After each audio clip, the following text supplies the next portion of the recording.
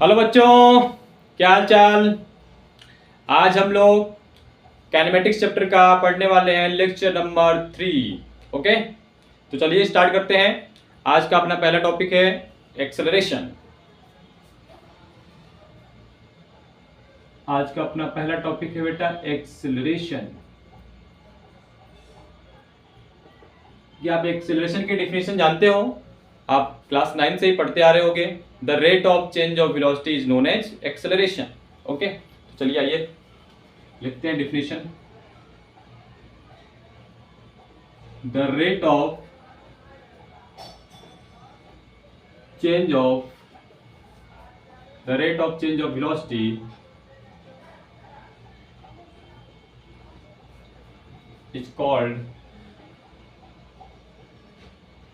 acceleration।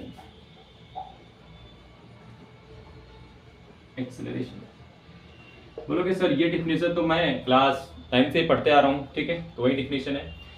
इसका सिंबल होता है, इसको हम जिससे डिनोट करते हैं small A. Okay, it is denoted by small A.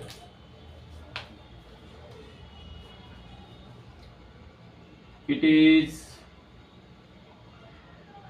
Denoted by small A. ठीक है ना, इसका सिंबल हम लोग स्मॉल ए यूज करेंगे। ओके, तो ये इसका फार्मूला लिखते हैं। एक्सेलरेशन इज इक्वल टू हो जाएगा change in velocity upon time taken. Change in velocity divided by time बेटा। ठीक है ना, change in velocity divided by time क्या कहलाता है आपका? एक्सेलरेशन। आइए एक्सेलरेशन से रिलेटेड जो भी बातें हैं हम उसको लिख लेते हैं। सबसे पहले हम इसकी यूनिट की बात कर लेते हैं। किसकी बात कर लेते हैं बेटा? यूनिट की बात कर लेते हैं। वेलोसिटी का यूनिट मीटर पर सेकेंड, टाइम का यूनिट सेकेंड। तो मीटर पर सेकेंड डिवाइडेड बाय सेकेंड क्या हो जाएगा? मीटर पर second square.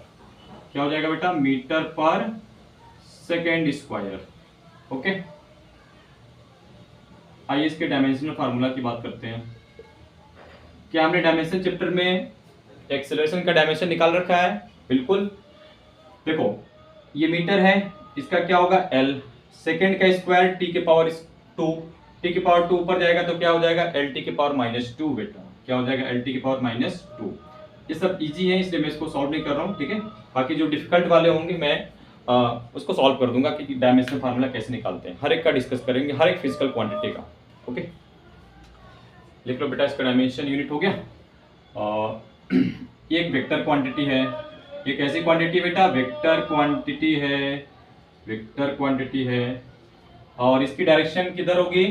Along the change in velocity. इसकी डायरेक्शन किधर होगी बेटा? Along the change in velocity. Along the change in velocity इसकी डायरेक्शन होगी along the change in velocity. Okay, चलो बेटा नोट कर ले।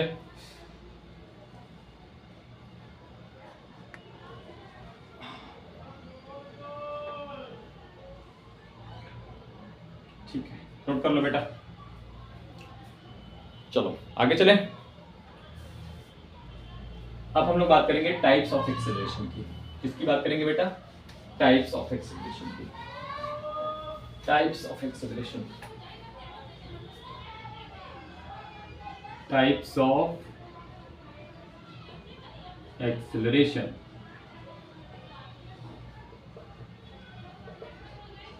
First, average acceleration. First is average acceleration.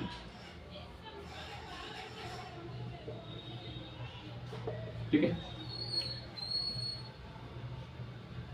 तो बेटा हम एवरेज एक्सेलरेशन को डिफाइन करेंगे। Acceleration average is equal to v final minus v initial upon t final minus t initial. समझ आया? ये क्या है? Change in velocity. क्या है बेटा? Change in velocity. ओके, और ये t final minus t initial है। ये आपका टाइम है। समझ आया? ठीक है, तो इस फार्मूले से हम इसको डिनोट करते हैं एवरेज एक्सेलरेशन को। क्या यूनिट डायमेंशन सब वही होगा? बिल्कुल। यूनिट भी क्या होगा? मीटर पर सेकंड स्क्वायर। डायमेंशन क्या होगा? एल टी के पावर -2। LT के पावर -2, और ये फाइनाइट टाइम इंटरवल के लिए डिफाइंड होगा। किसके लिए? फाइनाइट टाइम इंटरवल के लिए। चलें आगे, चलो बेटा। सेकंड है आपका, अगर लिखना चाहते हो तो लिख लो, यूनिट है मीटर पर सेकेंड स्क्वायर, डायमेंशन है बेटा LT के पावर -2, ठीक है। वही है कहानी, वेक्टर क्वांटिटी ये भी है, वेक्टर क्वांटिटी, ठीक है ना। चले, चलो नेक्स्ट है आपका instantaneous acceleration. Instantaneous acceleration, instantaneous acceleration, acceleration, it is defined as the acceleration at an instant, okay। किसी क्षण जो आपका एक्सेलरेशन होगा उसको हम कहते हैं instantaneous acceleration. it is defined as the acceleration at an instant, at an instant बेटा। चले, ठीक है। यहाँ पे एक्सेलरेशन के कुछ डिफरेंट फार्मूले आएंगे, उन सबको आपको याद रखना है। चलो तो बेटा हम इंस्टेंटेनियस ये वेक्टर क्वांटिटी है, ठीक है। इंस्टेंटेनियस एक्सेलरेशन को डिफाइन करेंगे, limit delta T tending towards zero.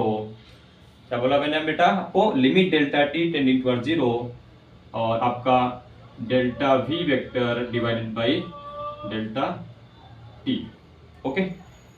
तो यदि आपका delta T tending towards zero है तो हम इसको लिखते हैं डीवी बाई डी टी। क्या लिखते हैं बेटा? Dv by D t. क्या लिखेंगे? Dv by D t. तो आपके पास एक्सेलरेशन का एक फार्मूला आ गया, acceleration instantaneous is equal to dv by D t, dv by D t. चलो बेटा डीवी बाई डी टी। आगे देखते हैं। क्या आप जानते हो वेलोसिटी को हमने प्रीवियस लेक्चर में पढ़ा था, dr बाई dt लिखते हैं। क्या लिखते हैं? dr by dt। आप जानते हो बेटा कि हम वेलोसिटी को dr बाई dt लिखते हैं, तो यहाँ पे dr बाई dt लिखते हैं। तो देखते हैं एक्सेलरेशन का दूसरा फार्मूला क्या आता है।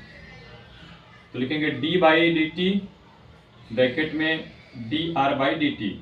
अब ये सब बताने की जरूरत तो है नहीं कि r वेक्टर क्या होता है, ये सब पोजिशन वेक्टर होता है, ठीक है। ये सब तो ऑलरेडी हम पढ़ चुके हैं। तो इसका क्या हो जाएगा? D R by D T, D by D T आ गया तो डबल डिफरेंशिएशन हो जाएगा, ठीक है ना। इसका डिफरेंशिएशन, पोजीशन वेक्टर का डिफरेंशिएशन, फिर उसका वापस डिफरेंशिएशन, दैट मींस उसका डबल डिफरेंशिएशन। तो डी टू आर बाई बेटा क्या लिखेंगे हम लोग? D t square. क्या लिखेंगे? D two r by D t square. ये हो गया एक्सेलरेशन का दूसरा फार्मूला, ओके।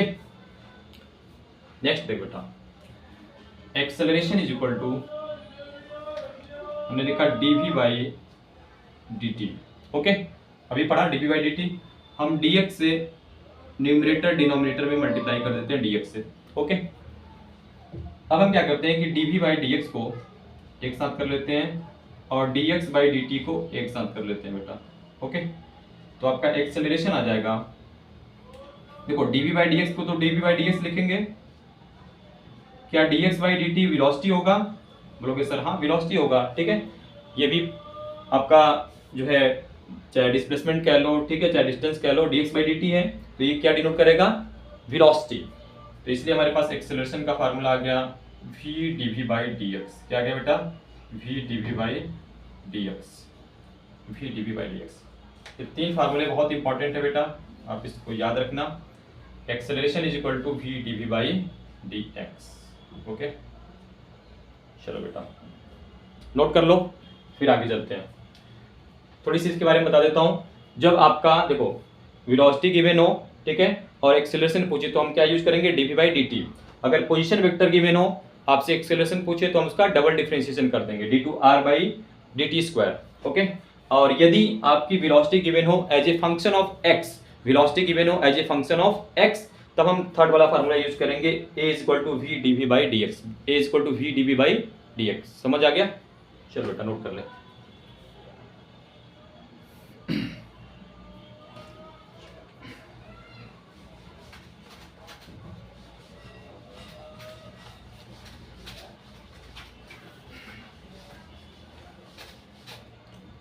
थर्ड है बेटा आपका uniform acceleration.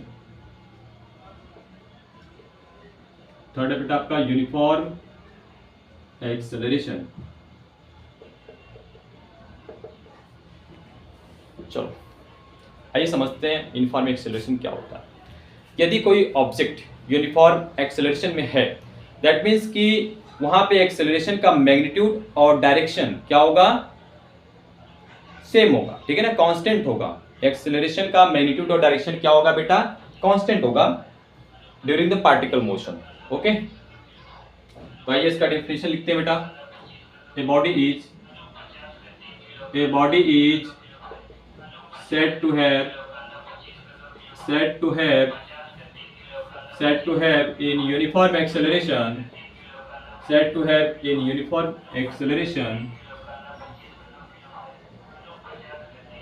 if magnitude and direction of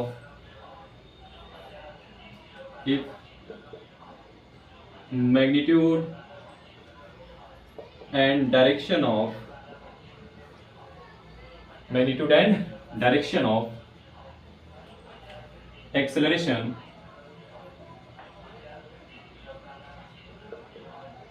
remains constant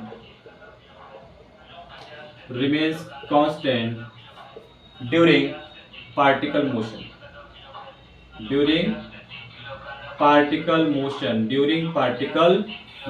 बेटा, ठीक है।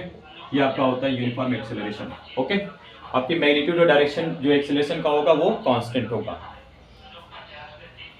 Fourth, non uniform acceleration. ठीक है,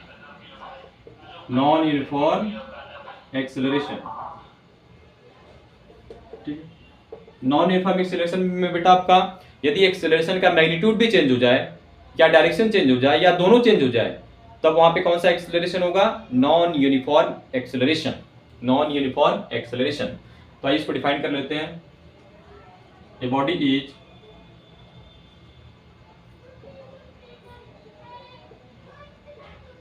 said to have a non-uniform acceleration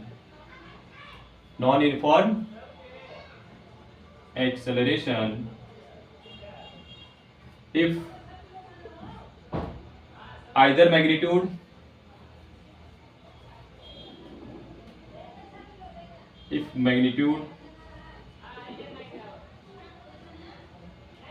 or direction or both changes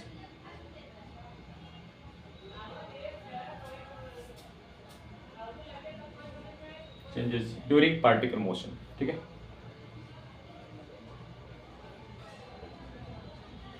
during particle motion. ठीक है बेटा, तो ये डेफिनेशन है, आप नोट कर लीजिए। चलो आगे चलते हैं।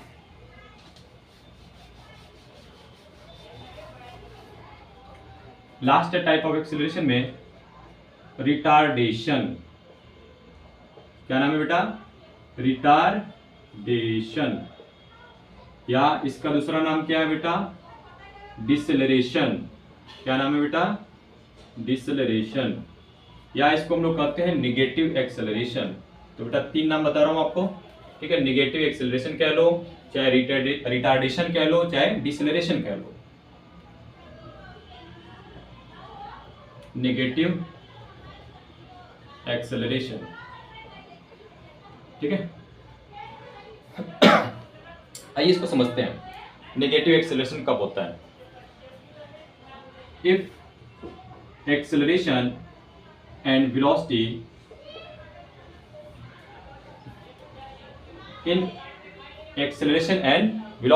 इन अपोजिट डायरेक्शन, यदि आपका एक्सेलरेशन और वेलोसिटी अपोजिट डायरेक्शन में होते हैं बेटा, तब वहां पे क्या होता है, रिटार्डेशन होता है। मैं आपको इसको समझाता हूं, चिंता मत करो।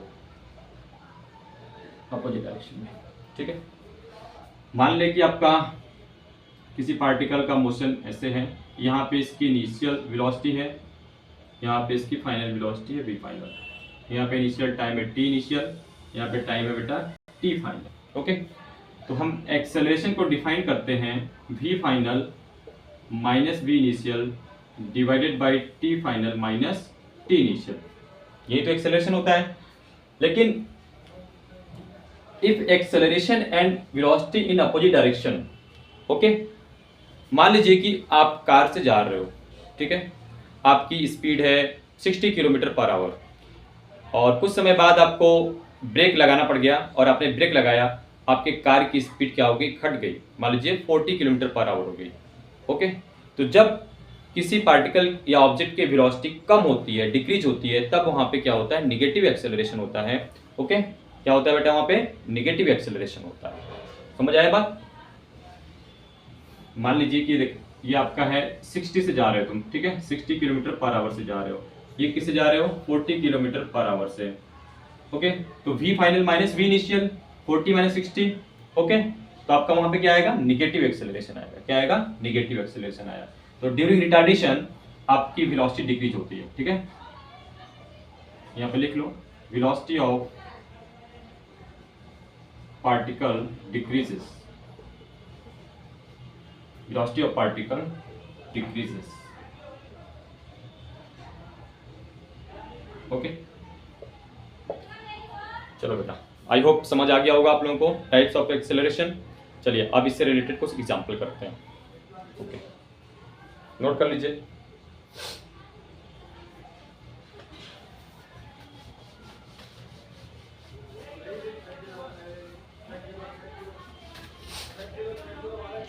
पहला एग्जांपल है, ए car is traveling in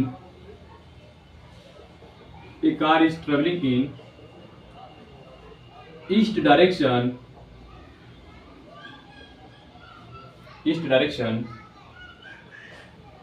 with speed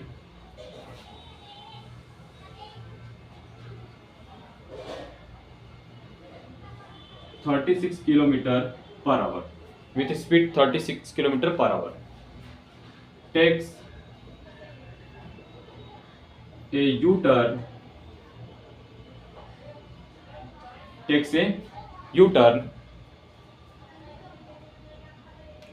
while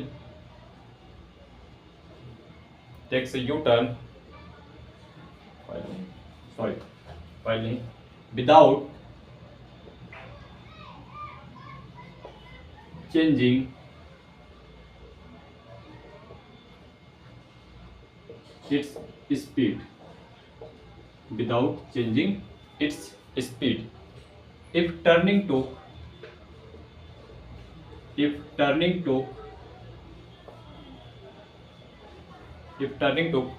5 seconds, find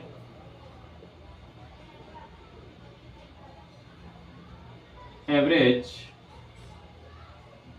acceleration of the particle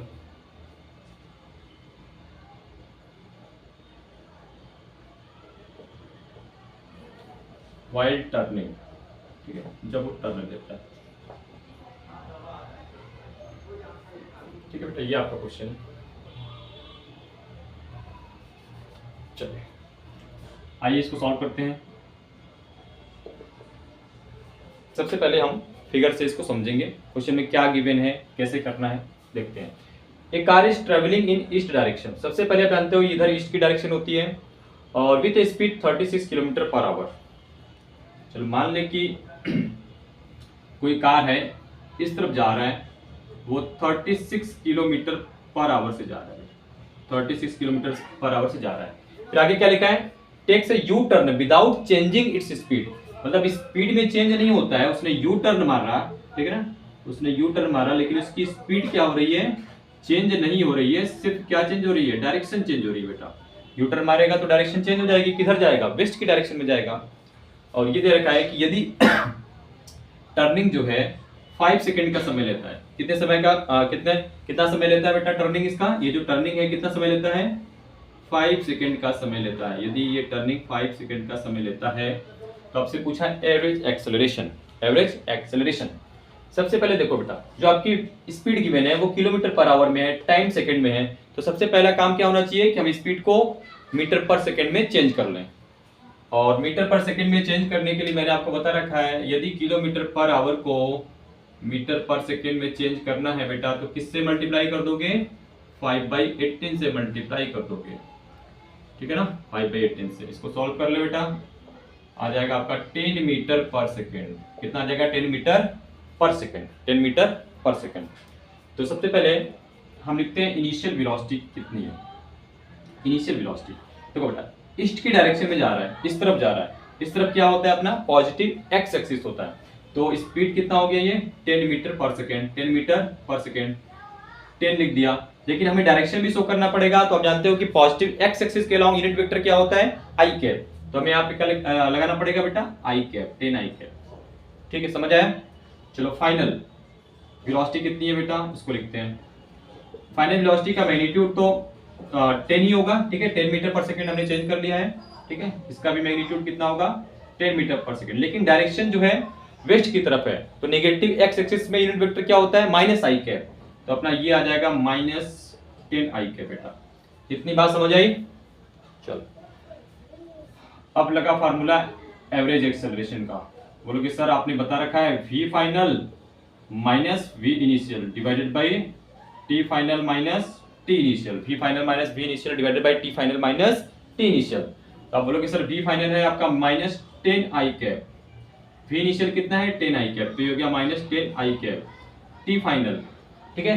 तो टोटल जो टाइम है t final minus t initial कितना दे रखा है, 5 सेकंड दे रखा है, ठीक है। तो यहाँ पर रख दे बेटा 5 सेकंड। चलो इसको सॉल्व करोगे तो आपके पास आ जाएगा -10 कितना हो गया, -20 आई कैप, ये 5, तो आ गया -4 आई कैप।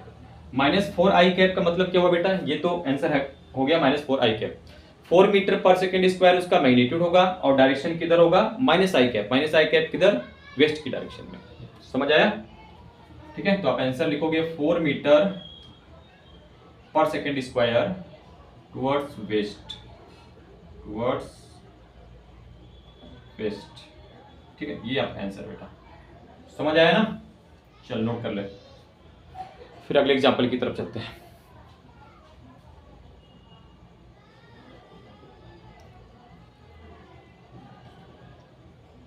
चलो आगे।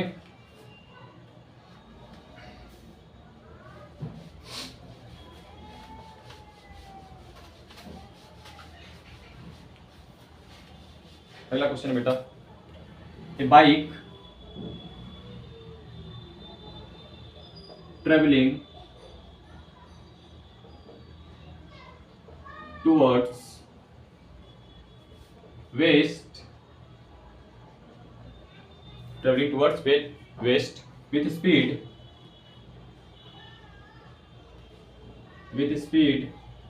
72 kilometre per hour, 72 kilometre per hour, okay. Takes the right turn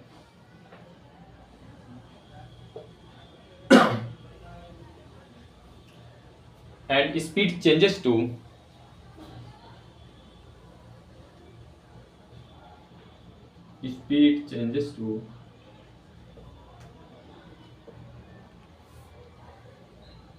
54 kilometre per hour, ठीक है। आगे बेटा फुल स्टॉप, आगे। if turning took 5 seconds,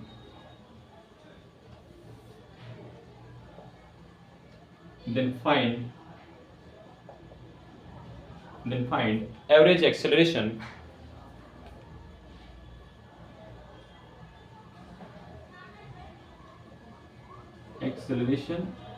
of bike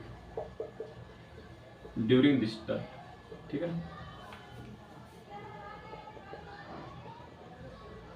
चलो बेटा, ठीक है, क्वेश्चन पढ़ लो सभी लोग और अपनी नोटबुक में नोट कर लो, फिर आज इसका सलूशन बताते हैं। सबसे पहले जो बाइक है वो वेस्ट की डायरेक्शन में जा रहा है with speed 72 kilometre per our. तो सबसे पहला काम ये है कि अपना टाइम 5 सेकंड है, तो हम इस जो आपको स्पीड दे रखी है उसको मीटर पर सेकंड में चेंज कर लेते हैं। तो आप बोलोगे सर 70 किलोमीटर पर आवर को हम यदि मीटर पर सेकंड में चेंज करते हैं तो 72 × 5/18 ये कितना हो गया 18 4 जा 72, 5 4 जा 20 मीटर पर सेकेंड हो गया। इसी तरीके से हम 54 किलोमीटर पर आवर को चेंज करेंगे तो 54 इंटू 5/18 ये कितना हो जाएगा 18 3 जा 54, 5 3 जा कितना हो जाएगा बेटा 15 मीटर पर सेकेंड। ओके 15 मीटर पर सेकेंड। चल अब एक एक बात लिखते हैं इसमें क्या क्या गिवन है। वेस्ट की डायरेक्शन में जा रहा है पहले, वेस्ट की डायरेक्शन में मतलब निगेटिव, हाँ निगेटिव एक्स की डायरेक्शन में जा रहा है। वेस्ट किधर होता है इस तरफ क्या होता है निगेटिव एक्स एक्सिस। तो हम इसकी जो वेलोसिटी लिखेंगे वो लिखेंगे बेटा पहले 20 माइनस आई कैप, तो माइनस आगे लगा दो -20 आई कैप। समझ आ गया? चलो बेटा ठीक है। वी फाइनल, अब देख वेस्ट की डायरेक्शन में जा रहा है, ठीक है। वेस्ट की डायरेक्शन में ऐसे कोई पार्टिकल जा रहा है या कोई बाइक वाला जा रहा है, तो इसके बाद इसने राइट टर्न लिया, तो राइट टर्न लिया तो किधर मुड़ेगा? अब बोलोगे सर नॉर्थ की तरफ मुड़ेगा। किधर मुड़ेगा? ऐसे जा रहा है तो किधर मुड़ेगा? दाहिना हाथ किधर आता है? इस तरफ आता है। तो राइट टर्न लिया तो किधर मुड़ेगा? नॉर्थ की तरफ। अब नॉर्थ की तरफ आपका होता है वाई एक्सिस, ऊपर पॉजिटिव वाई एक्सिस, ठीक है। तो वी फाइनल हो गया आपका, वी फाइनल हो गया बेटा 15 जे कैप। क्या हो गया? 15 जे कैप। समझ आया ना? जे कैप क्यों? क्योंकि पॉजिटिव वाई एक्सिस हो गया। चलो अब फार्मूला लगा दो एवरेज एक्सेलरेशन का। एवरेज एक्सेलरेशन तो v final minus v initial divided by t final minus t initial. तो वी फाइनल है बेटा 15 जे कैप, एक माइनस है, और वी इनिशियल कितना है? -20 आई कैप है। Okay, T final minus t initial, जो आपका टर्निंग है वो कितना समय लेता है? 5 सेकेंड। तो यहाँ पे 5 रख दे बेटा। ये हो गया 15 J cap plus 20 I cap divided by 5। इसको क्या हम डिवाइड कर सकते हैं? 5 3 जा 15 और 5 4 जा 20, ठीक है ना। तो मैं इसको ऐसे लिख देता हूँ 4 आई कैप प्लस 3 जे कैप, ठीक है ना। इतना ये फ्रैक्शन तो आता होगा आपको। ये इसको अलग अलग लिख सकते हैं। तो 15/5 3 जा 15 3 जे कैप हो गया, और 5 4 जा 20 4 आई कैप, इसको पहले लिख दिया। तो आपका एक्सेलरेशन आ गया 4 आई कैप प्लस 3 जे कैप। ये आपका आंसर आ गया बेटा, ठीक है ना। आप बोलोगे सर इसका मैग्नीट्यूड और डायरेक्शन लिख के बताओ, ठीक है। चल लिख देते हैं। आप बोलोगे सर इसका मैग्नीट्यूड अगर लिखना है आपको एवरेज एक्सेलरेशन का, कौन सी बड़ी बात है। देखो क्या रूट में 4 स्क्वायर प्लस 3 स्क्वायर, ठीक है। ये कितना होगा 16, ये कितना होगा 9, 16 9 कितना हो गया 25। 25 का रूट कितना आएगा बेटा 5, तो 5 मीटर पर सेकेंड स्क्वायर ले एक्सेलरेशन का मैग्नीट्यूड आ गया, ठीक है ना। चल अब डायरेक्शन निकालता हूँ। डायरेक्शन के लिए आपको फिगर ड्रॉ करना पड़ेगा। ओके यहाँ बताता हूँ बेटा, ठीक है।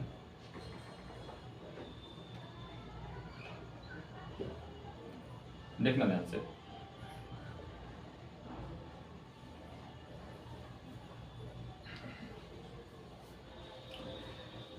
इस तरफ से जा रहा था, ठीक है,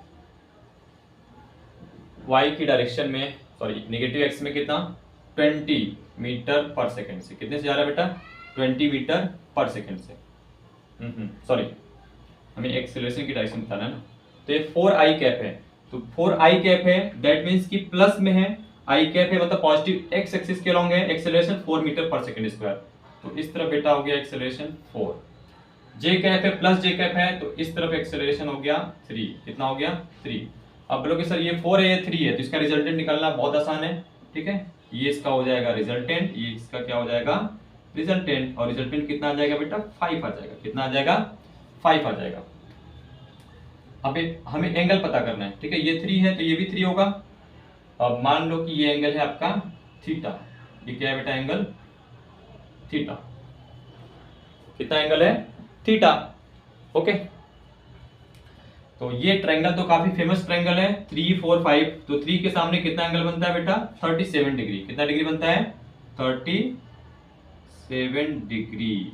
और 4 के सामने कितना एंगल बनता है बेटा 53 डिग्री। कितना एंगल बनता है 53 डिग्री, ठीक है। तो ये आपकी रिजल्टेंट की डायरेक्शन है। अब देखना ध्यान से, ये आपका रिजल्टेंट ऐसे जा रहा है। इस पॉइंट पे हम बात कर रहे हैं, इस पॉइंट पे, ठीक है। ये आपका रिजल्टेंट जा रहा है इससे, ठीक है, रिजल्टेंट है। अगर ये एंगल 37 है बेटा, ठीक है ना, ये रिजल्टेंट आ रहा है, ठीक है, ये एंगल है 37, तो ये कितना होगा, बोलोगे सर 53 होगा। ये 90 है तो 90 में से 37 माइनस कर दो, 53 आ जाएगा। ये 53 है तो ये भी कितना होगा बेटा, 53 होगा, ठीक है। और ये 53 है तो ये कितना हो जाएगा, 37 कैसे है, 90 में से माइनस कर दो। अब हमें इसकी जो है डायरेक्शन लिखना है, तो इस तरफ होता है ईस्ट, इस तरफ क्या होता है, नॉर्थ। तो आजा बेटा लिखते हैं। अगर 37 डिग्री लिखना चाहते हो तो बोलोगे सर 37 डिग्री किधर गया है, नॉर्थ में ईस्ट से, तो 37 डिग्री नॉर्थ ऑफ ईस्ट लिखोगे। क्या लिखोगे बेटा, 37 डिग्री नॉर्थ ऑफ ईस्ट। यदि 53 में आंसर लिखना चाहते हो, कोई बच्चा बोलेगा सर 53 डिग्री में आंसर लिखना है, तो आप क्या लिखोगे, 53 डिग्री किधर आए हो, नॉर्थ से ईस्ट में आए हो, तो 53 डिग्री ईस्ट ऑफ नॉर्थ लिखोगे बेटा। क्या लिखोगे, 53 डिग्री ईस्ट ऑफ नॉर्थ। तो बेटा ये है आपकी डायरेक्शन, ये है आपका मैग्नीट्यूड। ओके, नोट कर लो, फिर चलते हैं अगले एग्जाम्पल की तरफ।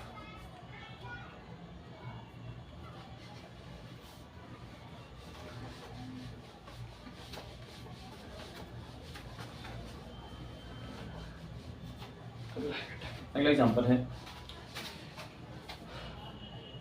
If r vector is equal to t square i cap plus 5t cap plus 3k cap, ये आपका पोजीशन वेक्टर है, मीटर में गिवन है। Okay, find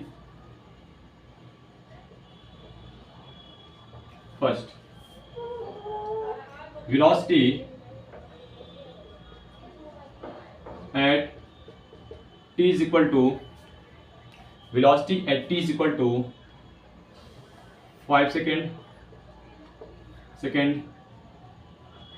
acceleration at t is equal to 5 second। चलो बेटा, चलो इसका सलूशन लिखते हैं। चले, आपको क्वेश्चन में क्या गिवन है, पोजीशन वेक्टर गिवन है, क्या पूछा है, वेलोसिटी।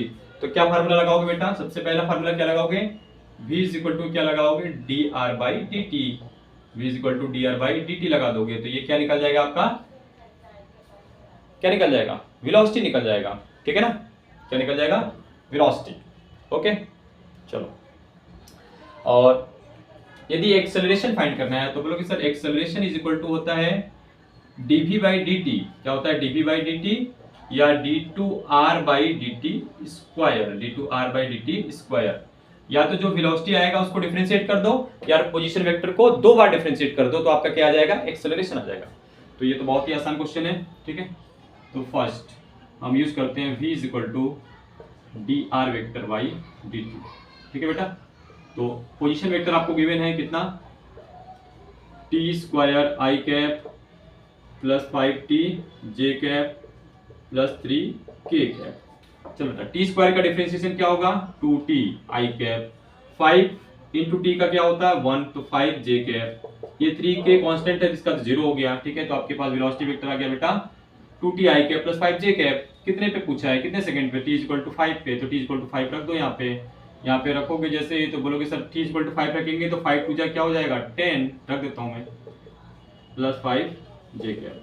तो आपका वेलोसिटी वेक्टर आ गया 10 आई कैप प्लस 5 जे कैप बेटा, 10 आई कैप प्लस 5 जे कैप मीटर पर सेकेंड, ठीक है बेटा, मीटर पर सेकेंड। हो गया सेकेंड, एक्सेलरेशन निकालना है, ठीक है। तो एक्सेलरेशन निकालना है बेटा, तो कोई भी फार्मूला लगा दे, dv बाई dt, वेलोसिटी कितना आया 2t आई कैप प्लस 5 जे कैप, इसका एक बार फिर से डिफरेंशिएशन कर दे, ठीक है। तो 2t आई कैप प्लस 5 जे कैप, चल डिफरेंशिएट कर, तो 2 का कांस्टेंट है बाहर हो गया, t का 1 हो गया, तो 2 आई कैप, ये कांस्टेंट है 0, तो 2 आई कैप हो गया, कितना आ गया 2 आई कैप, ठीक है। इसमें टाइम का तो कोई मतलब टर्म ही नहीं है, तो 2 आई कैप, एक्सेलरेशन कितना हो गया 2 मीटर पर second square towards positive x axis, okay, या टुवर्ड्स ईस्ट कह लो, ठीक है। ये क्वेश्चन हो गया आपका सॉल्व। चलो नेक्स्ट क्वेश्चन की तरफ चलते हैं बेटा, ठीक है ना। आप इसको नोट कर लीजिए, मैं थोड़ा मार्कर चेंज कर लेता हूँ, ये ब्लू वाला चल नहीं रहा है ऐसे।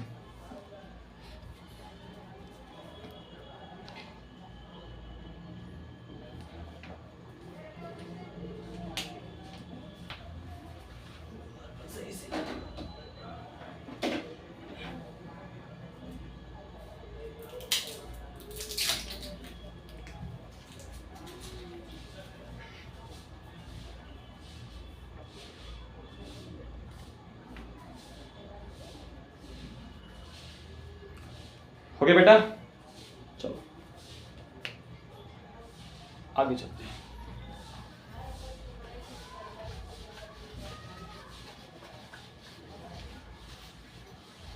आगे चलते हैं बेटा। अगला क्वेश्चन है, इफ v इज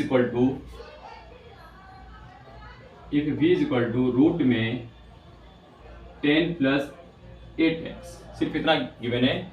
v आपका वेलोसिटी है, x क्या है आपका पोजीशन है, ठीक है, या डिस्प्लेसमेंट कह लो। फाइंड एक्सेलरेशन, आपसे क्या पूछा है, फाइंड एक्सेलरेशन, ठीक है। v आपका क्या है बेटा, वेलोसिटी है, x आपका क्या है, डिस्प्लेसमेंट, x आपका क्या है, डिस्प्लेसमेंट। चलो,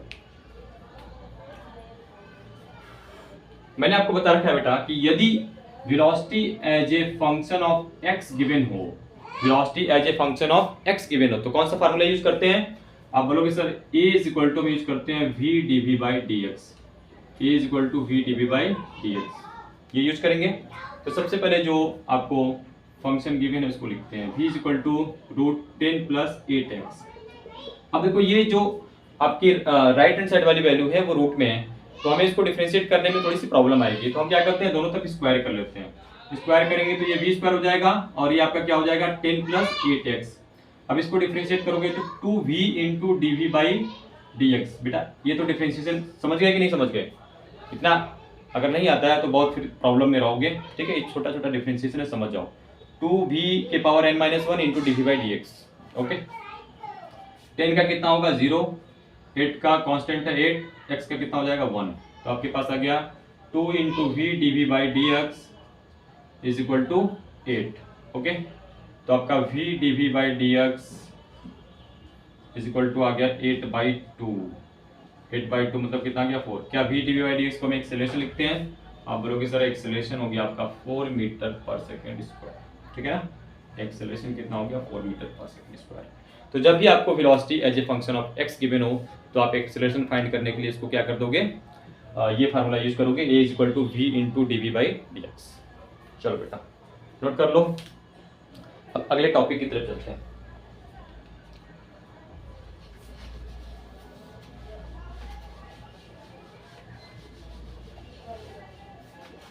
नेक्स्ट है आपका रेक्टिलिनियर मोशन।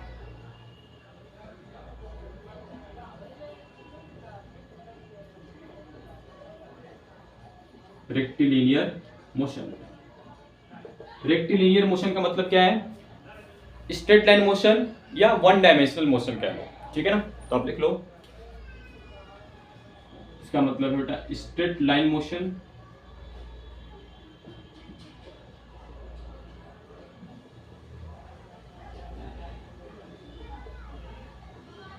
इसका है वन डायमेंशनल मोशन।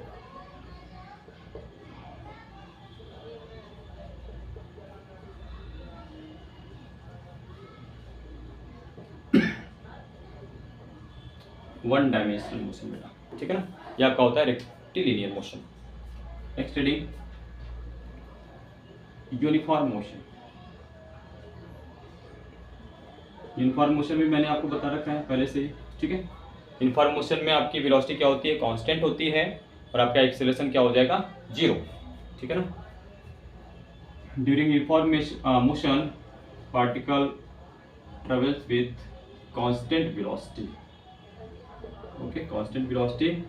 और जब कांस्टेंट वेलोसिटी होगी तो आपका एक्सेलरेशन क्या हो जाएगा 0, ओके, एक्सेलरेशन क्या हो जाएगा 0 बेटा। एक्सेलरेशन हो जाएगा 0। मान लें कि कोई पार्टिकल जो है स्ट्रेट लाइन में ट्रेवल कर रहा है, ठीक है, और यहाँ पे आपका जो पोजीशन है वो एक्स इनिशियल है, ठीक है, यहाँ पे जो आपका पोजीशन है एक्स फाइनल है, यहाँ पे t इज इक्वल टू 0 है, यहाँ पे टाइम t है बेटा, यहाँ पे टाइम t है, ठीक है, और पार्टिकल जो है आपका कांस्टेंट वेलोसिटी u से ट्रेवल कर रहा है, कांस्टेंट वेलोसिटी u से ट्रेवल कर रहा है। तो आप बोलोगे sir dx by dt is equal to होता है velocity, dx by dt is equal to क्या होता है, वेलोसिटी। अब इसके बाद हम क्या करेंगे, इस dt को इधर मल्टीप्लाई कर देंगे, तो dx इज इक्वल टू हो जाएगा u इंटू dt, ठीक है। अब हमें यहाँ से अब तक का डिस्प्लेसमेंट फाइंड करना है। आइए तो अब क्या करेंगे, अब इसको इंटीग्रेट करना पड़ेगा बेटा, क्या करना पड़ेगा, इंटीग्रेट करना पड़ेगा। लिमिट बोलो बेटा, आपका लिमिट कहाँ से कहाँ तक होगी, अब बोलोगे सर लिमिट x इनिशियल से x फाइनल। टाइम का लिमिट कहाँ से कहाँ तक, 0 से लेके t तक है, टाइम की लिमिट 0 से लेके t तक है, ओके। क्या इंटीग्रेशन dx x होता है, बोलोगे सर हाँ x होता है, और इसकी लोअर लिमिट है xi, अपर लिमिट है x फाइनल। u कांस्टेंट है, इसको बाहर कर लो, इंटीग्रेशन dt क्या हो जाएगा t, और इसका लिमिट हो जाएगा 0 से t तक। अच्छा लिमिट रखते हैं, तो upper limit minus lower limit, तो लिमिट रखने के बाद बेटा हमारे पास आ गया x final minus x initial is equal to u into t minus 0। x final minus x initial, ठीक है लिख ले, अच्छा x final minus x initial क्या हो जाएगा, u into t, okay. x final minus x initial क्या होता है बेटा, डिस्प्लेसमेंट होता है, क्या होता है, डिस्प्लेसमेंट होता है बेटा, ठीक है। तो s इज इक्वल टू हो जाएगा u into t, s is equal to क्या आ जाएगा आपके पास, u इंटू टी, या यदि कोऑर्डिनेट्स के टर्म में लिखना चाहते हो तो जो आपका फाइनल कोऑर्डिनेट है x final is equal to हो जाएगा x initial plus u into t. समझ आया बेटा, ठीक है। तो ये आपका जो यहाँ से यहाँ तक का डिस्प्लेसमेंट हुआ वो u इंटू टी हो गया, और फाइनल जो कोऑर्डिनेट है वो कितना हो गया, xi plus u into T, xi plus u into T, ठीक है, नोट कर ले बेटा, ये आपका डिस्प्लेसमेंट है, ठीक है, ये आपका क्या है, डिस्प्लेसमेंट है। डिस्टेंस ट्रेवल्ड भी इसको कह सकते हैं, क्योंकि स्ट्रेट लाइन में मोशन कर रहा है, ठीक है ना, और पार्टिकल ने टर्न नहीं लिया।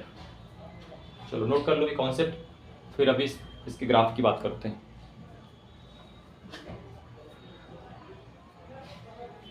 चले बेटा, चलो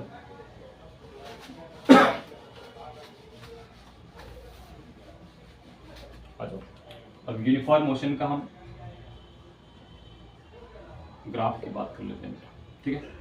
सबसे पहला है आपका एक्सेलरेशन वर्सेस टाइम का ग्राफ बेटा, एक्सेलरेशन वर्सेस टाइम का ग्राफ। आप बोलोगे सर यूनिफॉर्म मोशन में तो एक्सेलरेशन 0 है, यूनिफॉर्म मोशन में क्या है, एक्सेलरेशन 0 है, तो आपका एक्सेलरेशन 0 कहाँ पे होगा, इस टाइम की एक्सिस पे, ठीक है।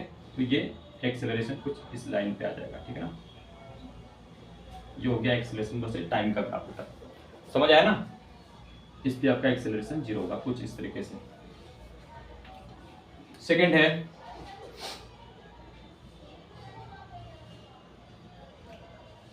वेलोसिटी वर्सेस टाइम का ग्राफ बेटा, इसका वेलोसिटी वर्सेस टाइम का ग्राफ।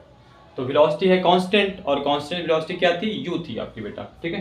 तो आप कांस्टेंट का ग्राफ जानते हो इस तरीके से, यहाँ पे कितनी वेलोसिटी हो गई, u, ओके, आपकी कितनी वेलोसिटी हो गई, u।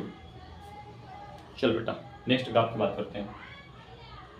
Third displacement versus time का ग्राफ, डिस्प्लेसमेंट वर्सेस टाइम का ग्राफ। आप बोलोगे सर डिस्प्लेसमेंट और टाइम हमें क्या चाहिए, इक्वेशन चाहिए, तो हमने फाइंड कर रखा था s इज इक्वल टू क्या है, u इंटू टी। क्या इसको y is equal to mx से कंपेयर कर सकते हैं, बोलोगे सर हाँ कंपेयर कर सकते हैं। m की वैल्यू होती है tan थीटा, और का स्लोप क्या है यहाँ पे u हो जाएगा। तो इस तरीके से कुछ ग्राफ हो जाएगा, equation of straight line passing through origin, y is equal to mx, y is equal to mx। अगर ये एंगल थीटा है तो tan थीटा की वैल्यू किसके इक्वल हो जाएगी, u के, क्योंकि आपका u क्या हो जाएगा, वहाँ पे स्लोप हो जाएगा बेटा, क्या हो जाएगा, स्लोप हो जाएगा। चलो नोट कर ले। फिर नेक्स्ट है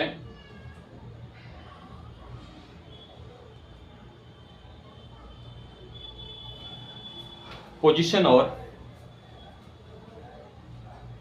टाइम का ग्राफ, एक्स और टी का ग्राफ, ठीक है ना, एक्स और टी का ग्राफ। देखो आपके पास एक्स फाइनल क्या आया था बेटा, X I plus U into T. अगर हम इसको कंपेयर करते हैं y is equal to M X plus C से, किससे, एम एक्स प्लस सी से। तो ध्यान से देखो यहाँ पे m की वैल्यू क्या है आपका, स्लोप हो जाएगा u, m की वैल्यू क्या हो जाएगा u, और c का वैल्यू क्या हो जाएगा एक्स आई। तो ये c क्या होता है, इंटरसेप्ट। c क्या होता है बेटा, इंटरसेप्ट, ठीक है। तो आपका ग्राफ कुछ यहाँ से, मान ले ये इंटरसेप्ट है आपका c या एक्स आई, और ये ग्राफ ऐसे जाएगा, ठीक है। और आपका एंगल थीटा है, तो आपका टेन थीटा स्लोप कितना हो जाएगा, u हो जाएगा, ठीक है ना, ये आपका स्लोप हो जाएगा बेटा, ठीक है। तो ये रहा ग्राफ, समझ आया ग्राफ, ठीक है, आसान है। स्ट्रेट लाइन ही ग्राफ है, ठीक है ना, क्योंकि आपका हेडिंग है रेक्टिलिनियर मोशन। ओके चलो नोट कर लिया, आगे चलते हैं बेटा।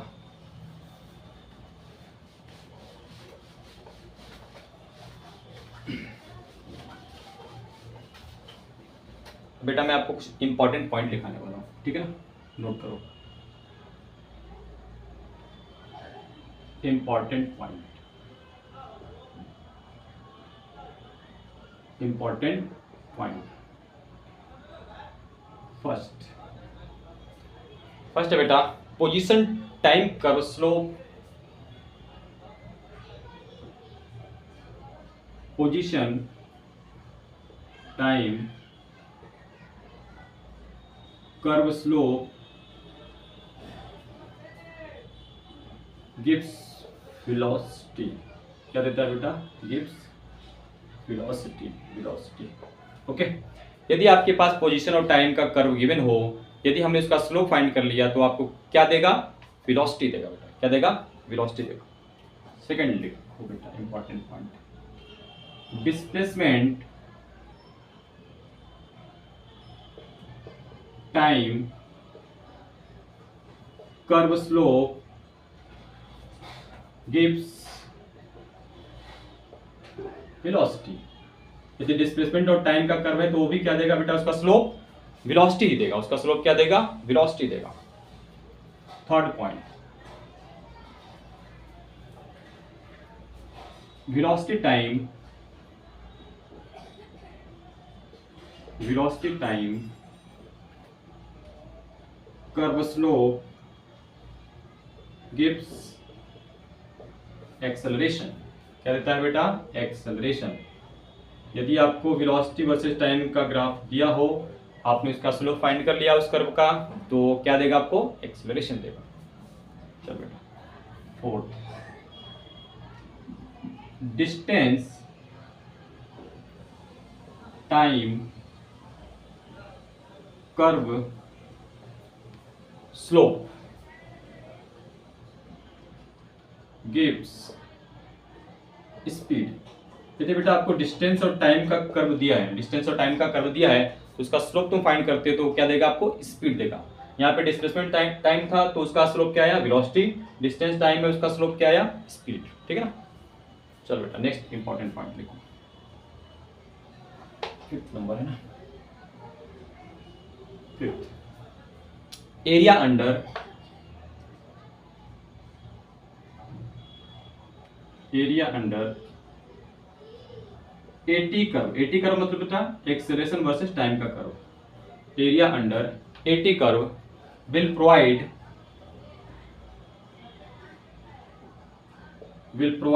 change in velocity,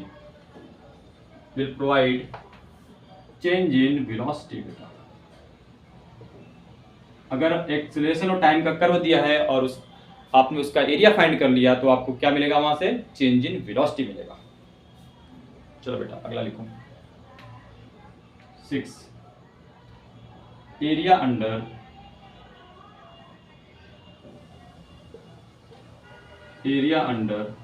VT curve will provide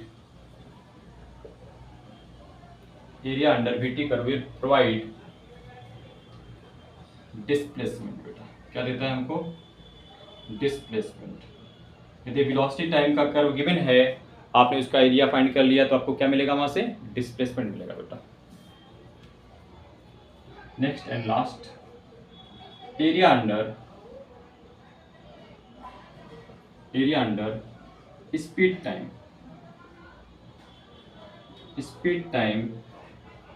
curve